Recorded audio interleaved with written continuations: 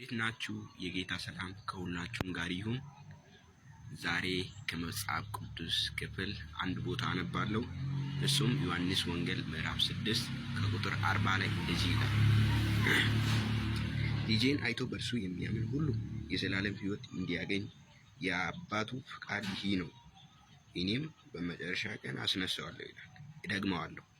ልጄንም አይቶ በእርሱ የሚያምን ሁሉ የዘላለም ሕይወትን እንዲያገኝ የአባቱ ፍቃድ ይህ ነው፣ እኔም በመጨረሻው ቀን አስነሳዋለሁ ይላል። ስለዚህ ምን ማለቱ ነው? ጌታ ኢየሱስ ክርስቶስን አይቶ በኢየሱስ ክርስቶስ የሚያምን ሰው የዘላለም ሕይወት ያገኘዋል ይላል።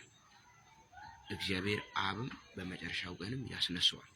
ስለዚህ በልጁ በኢየሱስ ክርስቶስ በማመን የዘላለም ሕይወት እንድታገኙ የአባቱ የእግዚአብሔር ፍቃድ ነው።